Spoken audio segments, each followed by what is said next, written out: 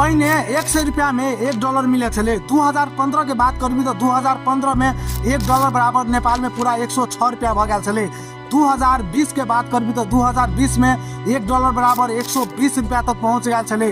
2023 के बात करबी तो 2023 में $1 बराबर 132 रुपया तक पहुंच गया छे।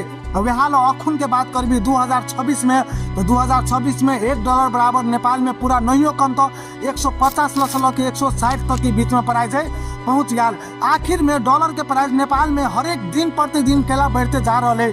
हर एक साल नेपाल में 10 रुपया 15 रुपया इंक्रीज केला भ रहा है पर डॉलर पछा में। तो आज के वीडियो के एंड तक में तू समझ जबी कि नेपाल में डॉलर के रेट हर एक दिन हर एक साल केला इंक्रीज भ रहा है। Number 1 pegged currency system. 1993 में राष्ट्रीय वाणिज्य बैंक इंडिया जरे मिल के फिक्स कर दिल कि मतलब इंडिया के 1 रुपया नेपाल में 1.60 रुपया होते, मतलब 1:6 के रेशियो में ये बात फिक्स कर दिल। ये चीज अखुन तक नेपाल में चल रहा है। तोरो मन में आने का एगो सवाल जरूर उठे थे तो कि नेपाल के पैसा हमेशा दोसर देश में देखी तो गिरावट या तो ऊपर में जाए देखबी, लेकिन इंडिया में कहियो ऊपर नीचा नहीं देखबी। इंडियन पैसा हमेशा 1 रुपया नेपाल में 1.60 रुपया हो है।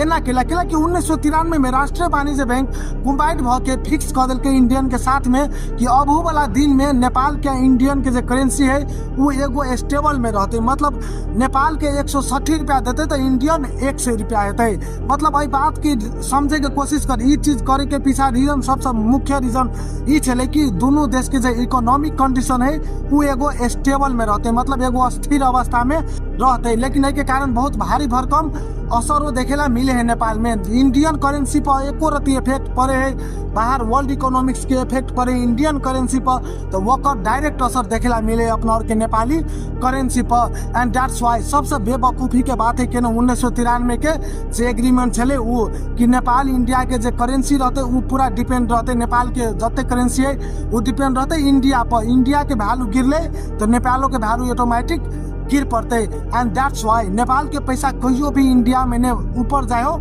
ने नीचा हो। Number 2 high import and less export. अगर नेपाल देश के बात कर भी तो नेपाल सबसे ज्यादा सामान इम्पोर्ट करल जाए बाहर के देश से। अगर 2024 के डेटा ध्यान से देखी तो $10.38 बिलियन के सामान इम्पोर्ट करने है बाहर मुल्क से। सबसे नंबर 1 पे आले इंडिया, सेकेंड पे आले चाइना, एंड बाद बाकी जो कंट्री वो भगलो तो United Arab emirate, Indonesia, America और दोसर बाद बाकी कंट्री।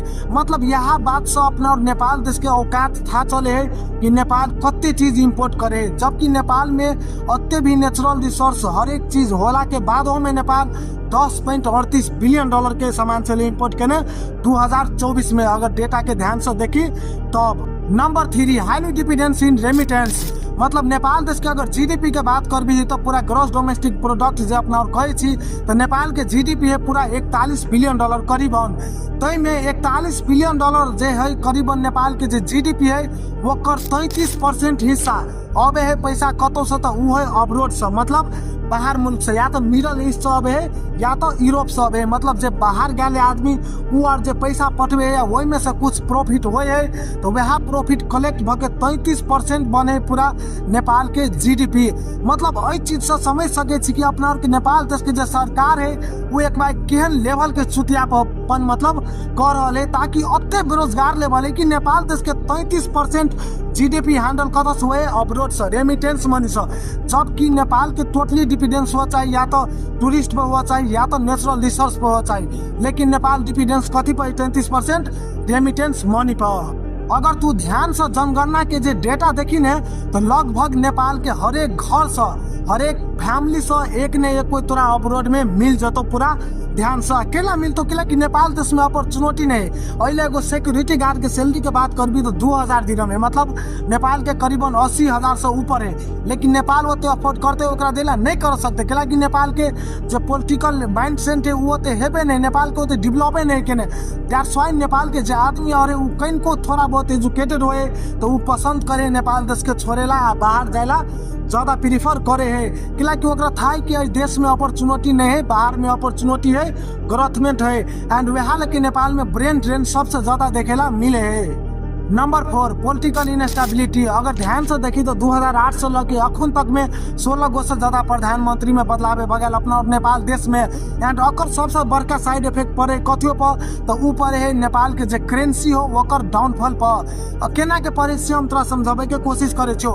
मान की एगो प्रधानमंत्री अखन बनले आ उ प्रधानमंत्री अपन समय में की करते, कोनो भी चीज के टेन्योर स्टार्ट करते, कतो डेवलपमेंट में पैसा लगौते, 5 साल के ओकर टेन्योर रहते, तो उ की करते, सरकार एक साल में या तो 6 महीना में बदल जेते, दोसर सरकार चल जेते, तो उ जे टेन्योर में जे पैसा रहते लगल उ चीज वहने बुझ जाए, कैलाकि उ चीज ओकरा सत्ता में रहे भेल। जब दोसर के सत्ता आवे तो ओकरा वैसे कोनो रिलेशन रहबे न करे, तो वही पैसा वहने बर्बाद भ जाए।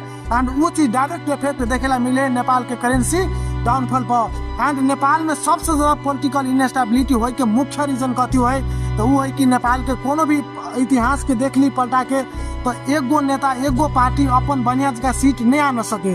एंड सीट नहीं पुगब सके तो की करे, 2-3 गो पार्टी मिलके एक ठाव में कोलिनेशन बनबे है, एक ठाव में एगो बने है। एंड ओकरा और के एक एगो योजना रहे कि केनका दिन हम प्रधानमंत्री बनबो, केनका दिन तू बनिए, केनका दिन तू बनिए। मतलब अगर एकरा इनडायरेक्टली रूप में समझे के कोशिश करी तो 1 साल 2 साल पैसा तू खाए, 1 साल 2 साल तू खाए, या 1 साल 2 साल तू खाइए, या देश के एहने के बर्बाद करके छोड़ दिए। एंड एकरा और के सबसे बड़का इफेक्ट देखेला मिले तो वो है नेपाल के जो करेंसी है, फॉकिंग करेंसी NPR, वही पर इफेक्ट देखेला मिले है।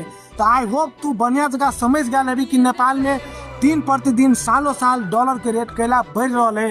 एंड अगर हमार वीडियो तोरा कहीं को भी इंस्पायर करो लगे हो बढ़िया डायरेक्शन में हम वीडियो बने रहा छे, तो प्लीज चैनल के सब्सक्राइब कर दिए। अगर बढ़िया नहीं लगे हो तो चैनल पर डिसलाइक मार दिए वीडियो के।